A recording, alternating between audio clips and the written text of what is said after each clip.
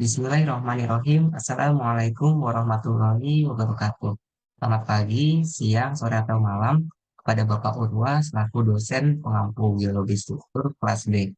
Sebelumnya, perkenalkan Pak, saya Fatur Rozik dengan NPM 210663314. Pada kesempatan kali ini, saya akan memaparkan mengenai rangkuman dari bab 2 buku Structural Geology yang ditulis oleh Hakan Kosen. Kemudian sebagai alat bantu di sini saya akan memaparkan dengan memperlihatkan halaman demi halaman bukunya. Sebelumnya saya izin untuk share screen ya Bapak.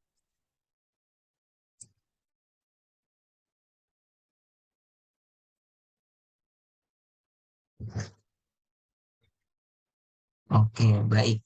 Jadi pada bab 2 ini kita mempelajari tentang deformasi. Apa itu deformasi? Nah, istilah deformasi ini seperti beberapa istilah biologi struktur lainnya yang kadang itu digunakan dengan cara berbeda oleh setiap orang pada situasi yang berbeda-beda.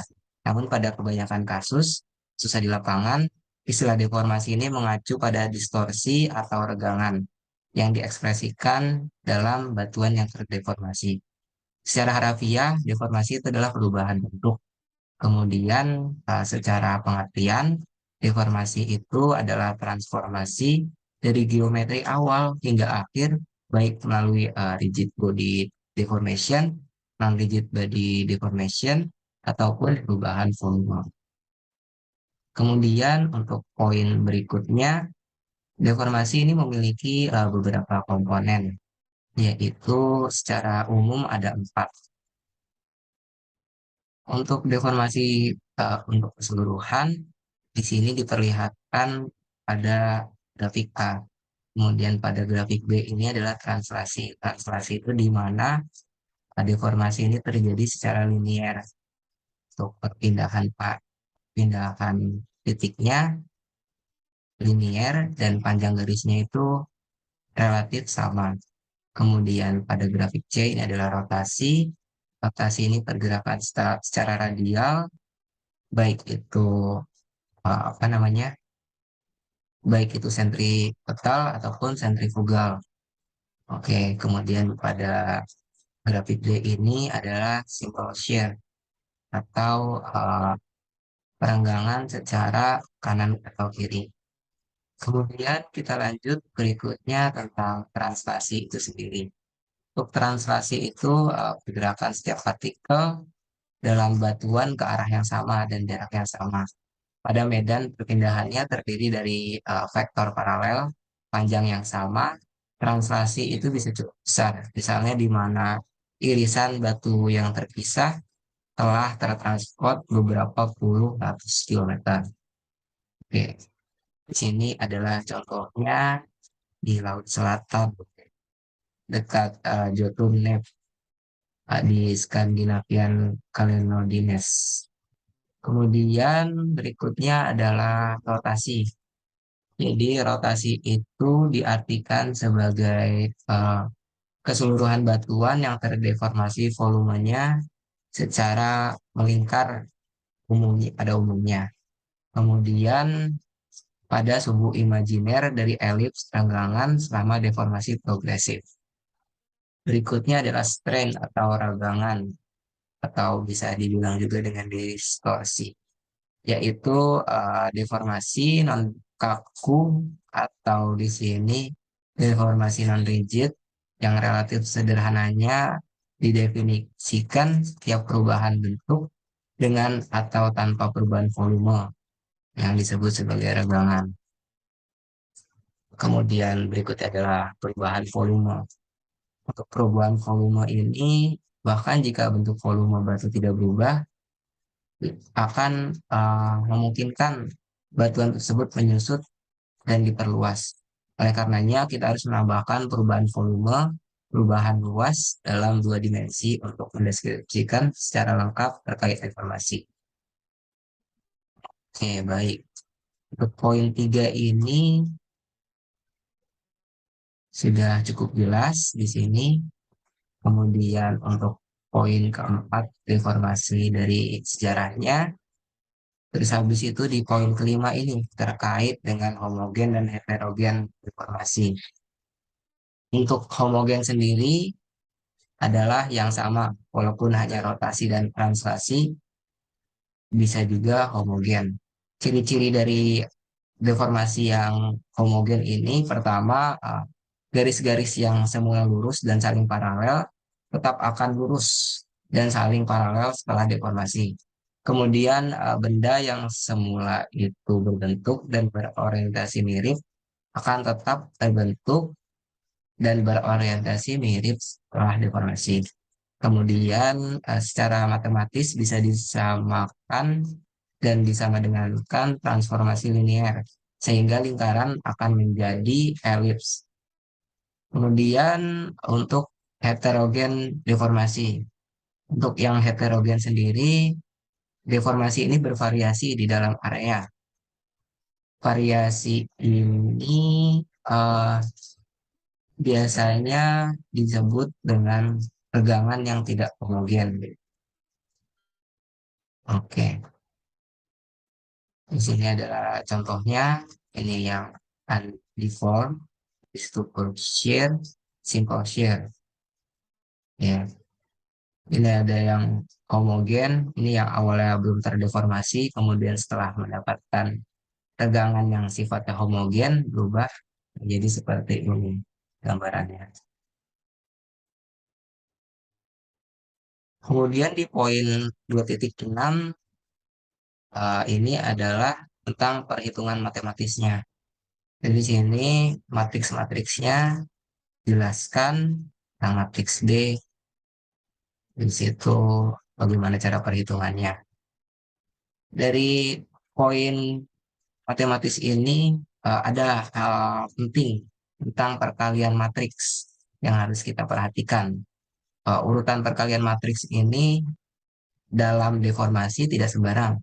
Tetapi jika dari kita ingin mendefinisikan sebanyak mungkin kenaikan yang dibutuhkan untuk memodelkan deformasi progresif.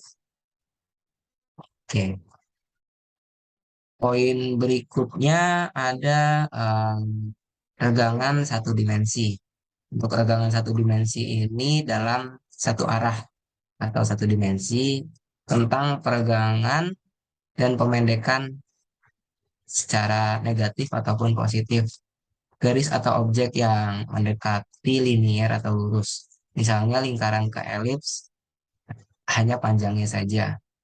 Kemudian perpanjangan E, suatu garis didefinisikan sebagai E sama dengan ini.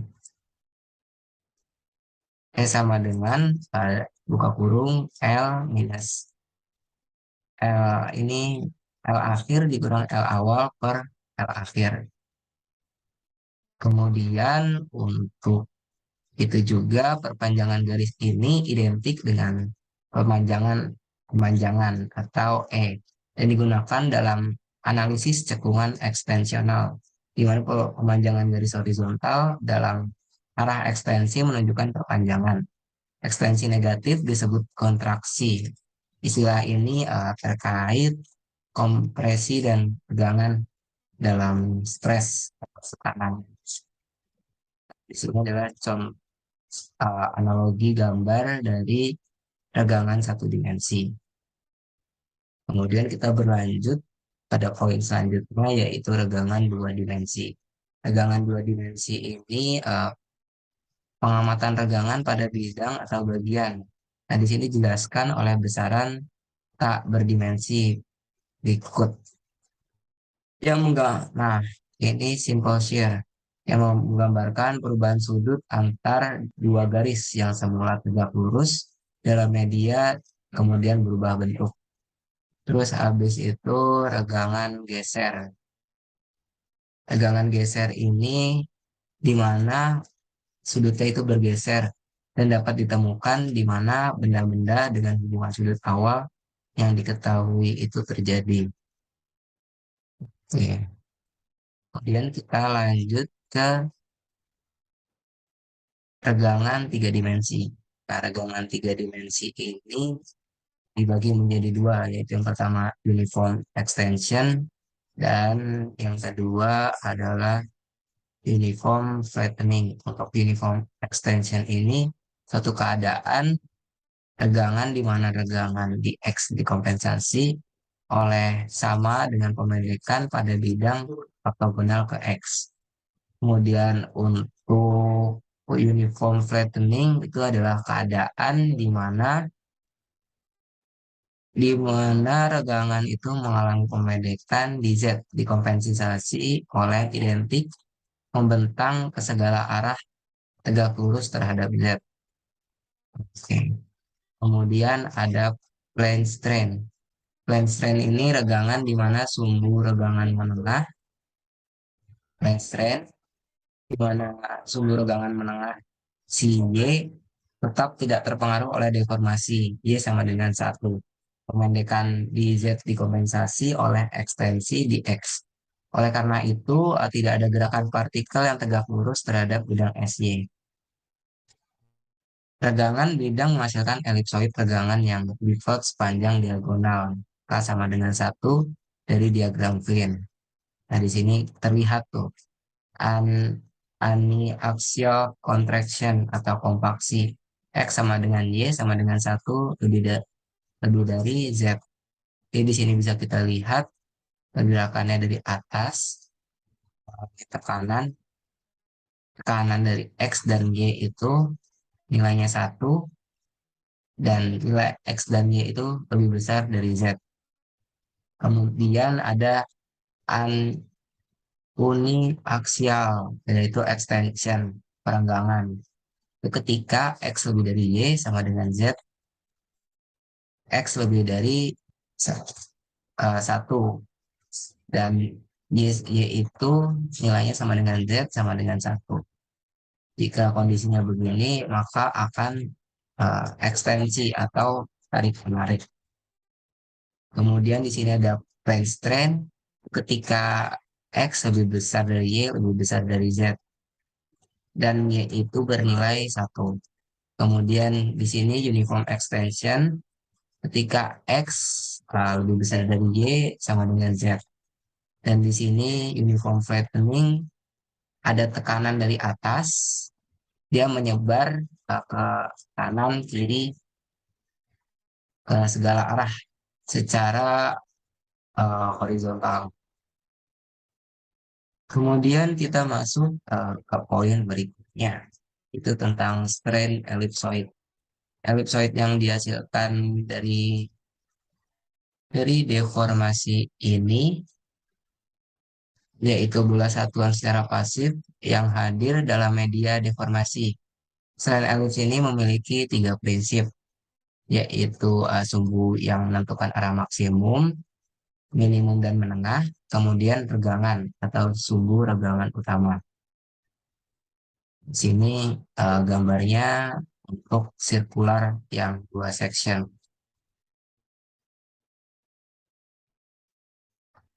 Dan ini adalah contoh lain terkait regangan elipsoid.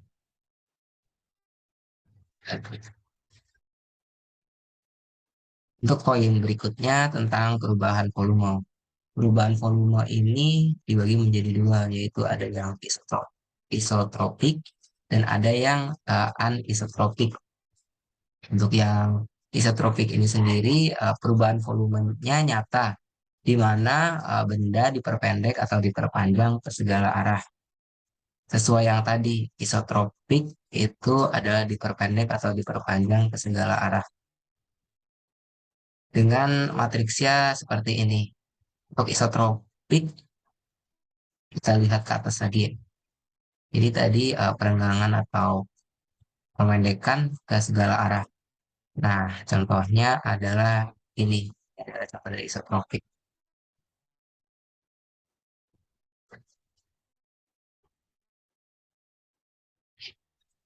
Kemudian yang kedua ada perubahan volume secara anisotropik. Sini tidak hanya melibatkan perubahan volume atau luas, tapi juga perubahan bentuk karena pengaruhnya terhadap batuan berbeda dalam arah yang berbeda. Contoh yang paling jelas adalah pemadatan atau kontraksi uniaksial dan ekstensi uniaksial. Contohnya yang Kita bisa ke atas. Nah, uni aksial yang ini kompaksi, kemudian uni aksial yang extension. Oke, kita lanjut ke poin berikutnya. Poin berikutnya yaitu terkait dengan di sini nih, tentang kompaksi. Jadi kompaksi ini sendiri kontraksi atau perpanjangan sepanjang salah satu regangan utama sumbu tanpa perubahan panjang di sepanjang dua lainnya. Untuk strain seperti itu membutuhkan reorganisasi, penambahan atau penghapusan volume batuan. Oke. Jadi di sini mendapatkan tekanan dari atas, akhirnya akan terdeformasi. Di sini memiliki kemiringan, kemiringannya adalah theta.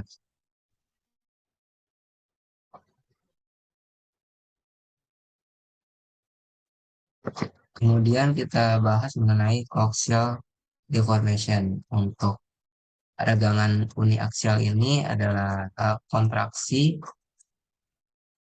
sepanjang garis ISA tidak berputar selama deformasi. Nah, nilai WK-nya itu sama dengan 0.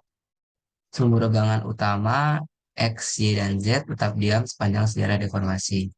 Kemudian ada yang non-coaxial deformasi. Yang non-coaxial itu garis sepanjang ISA-nya itu berputar selama selama deformasi itu terjadi. Dan nilai WK-nya itu tidak sama dengan 0. Oke. Kita lanjut ke regangan yang simple. Simple shear atau geser yang sederhana. Jadi di sini simple shear itu dimaknai dengan jenis khusus dari deformasi regangan bidang volume konstan, tidak seperti geser yang lainnya. Untuk simple shear ini memiliki pertama deformasi non-koaksial, kemudian komponen rotasi internal yang menyebabkan beberapa ahli geologi itu menyebutnya sebagai simple shear dan deformasi non-koaksial lainnya sebagai deformasi rotasi. Ini menunjukkan tidak ada peregangan atau pemendekan garis atau pergerakan partikel ke arah ketiga. Nah, di sini bisa kita lihat pergerakannya. Kemudian kita masuk ke poin yang berikutnya adalah subsimple shear. Informasi planar menengah antara geser sederhana dan murni, yaitu nilai WK-nya di antara 0 dan 1. Kemudian apofisis aliran membentuk sudut lancip. Jadi di sini dimaknai dengan deformasi benar-benar jumlah renggangan, rotasi dan translasi. Kemudian masing-masing komponen ini dihasilkan dari perubahan posisi partikel dalam tubuh yang berubah-ubah. Kemudian lanjut nih ke poin 2.17 bisa kita lewat saja. 2.17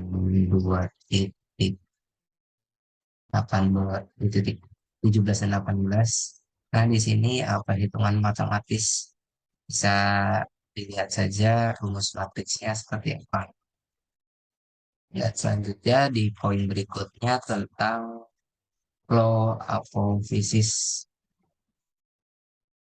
Flow apofisis ini adalah garis teoritis yang memisahkan berbagai bidang aliran.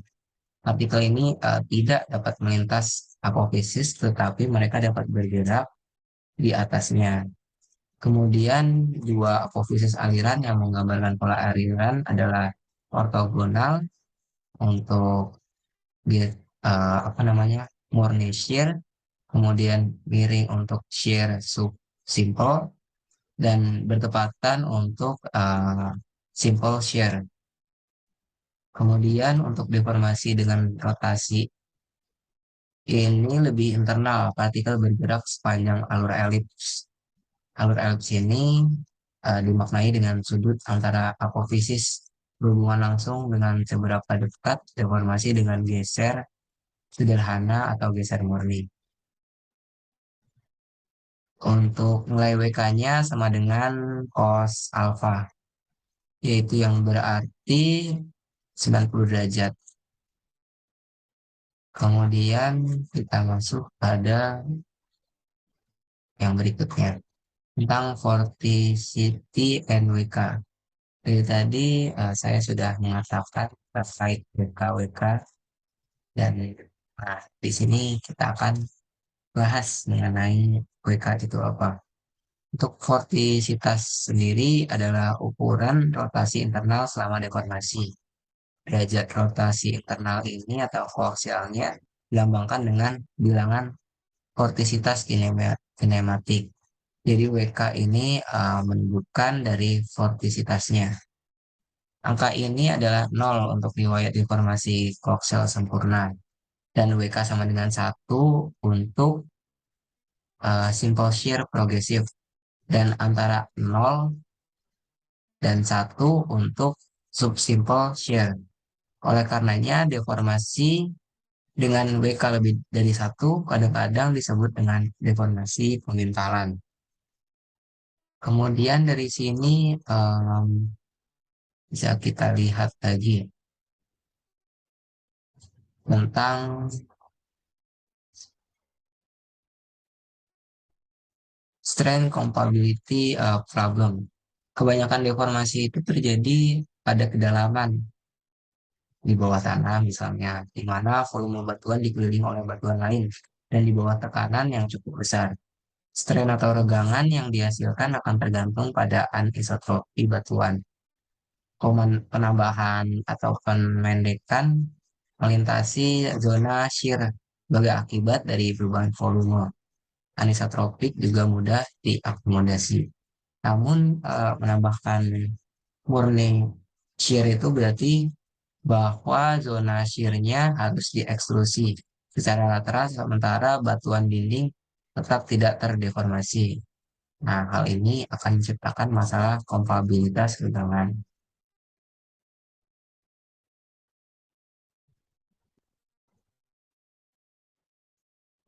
Oke, jadi secara keseluruhan kita dapat mengetahui terkait deformasi itu sendiri adalah penjumlahan dari regangan, rotasi kaku atau translasi.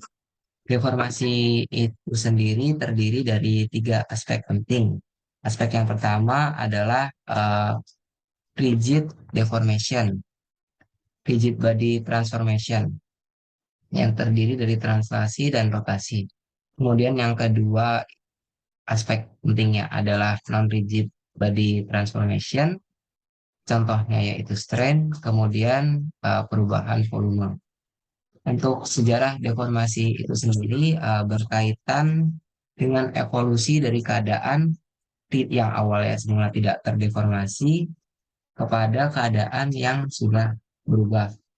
Regangan atau strain saja tidak memberi kita apapun tentang sejarah deformasi. Cara regangan atau strain terakumulasi dari waktu ke waktu.